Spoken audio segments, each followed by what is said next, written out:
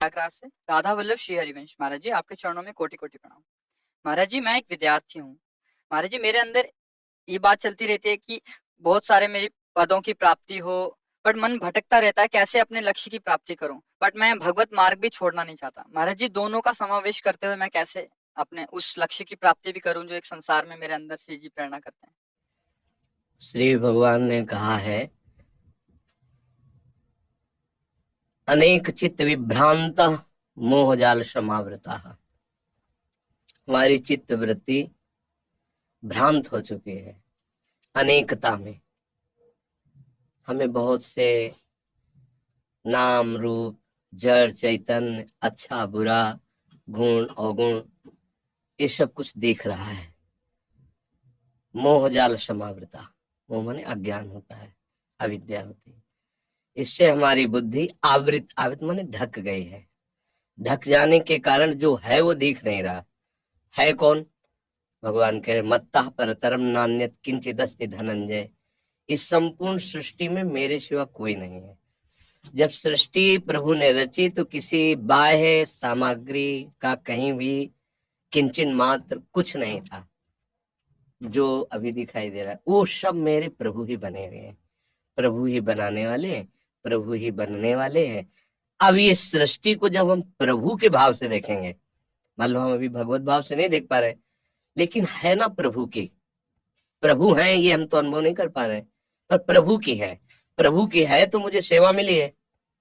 अब विद्यार्थी सेवा मिली है तो मन वचन कर्म से एक अच्छे विद्यार्थी का जीवन निर्वाह करो। कोई भी पद तुम्हारे लिए दुर्लभ नहीं रहेगा। यदि आप मन वचन कर्म से विद्या को भगवान का स्वरूप मानकर अपना कर्तव्य भगवान की प्रसन्नता का हेतु रख करके विद्या अध्ययन करोगे तो विद्या भगवान प्रदान करते हैं। ये जो हम अपनी विद्या पढ़ के बुद्धि से करते हैं एक सीमित होती है, और जो भगवान विद्या प्रदान करते हैं तो असीम विद्या होती है। वो त्रिगुणातीत विद्या होती है, उसे कोई परास्त नहीं कर सकता। इसलिए बच्चा, विद्या भगवान का स्वरूप है, अध्ययन करना हमारी सेवा है। और हम किसी पद में पहुंचे या न पहुंचे, बात समझो, हम भारत देश में पूजा करने के लिए पैदा हुए हैं। ये भारत देश हमारा पूजा स्थान है। प्रत्येक प्राणी हमारा पूज्य है। हमें डॉक्टर बनावे, मास्टर बनावे, हमें पदाधिकारी बनावे तो हम पूजक होंगे, स्वामी नहीं होंगे। अगर हमारी ये भावना है तो हम एक किसान बनकर भी पूरे देश का हित कर सकते हैं। हमें एक डॉक्टर बनकर, एक मास्टर बनकर हम अपने भगवान की पूजा कर सकते। अगर पदाधिकारी का अभिमान पोषण करने के लिए पद और अपनी वासनाओं की पूर्ति के लिए, तो पद की आकांक्षा मत करना।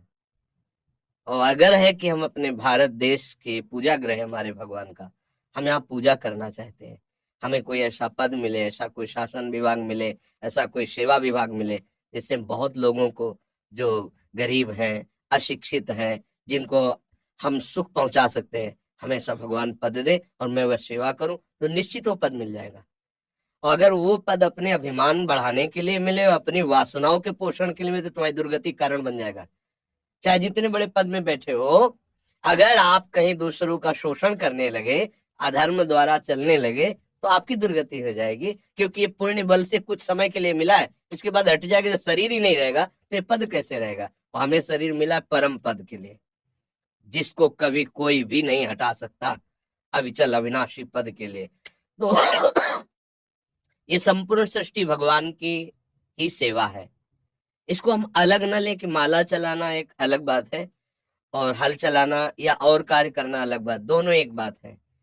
वो प्रभु का पार्षद माला चला के प्रभु को प्रसन्न कर रहा है, एक प्रभु का पार्षद बॉर्डर पे खड़ा होकर के गोली चला करके वो भगवान की सेवा कर रहा है। उसमें कोई अंतर नहीं।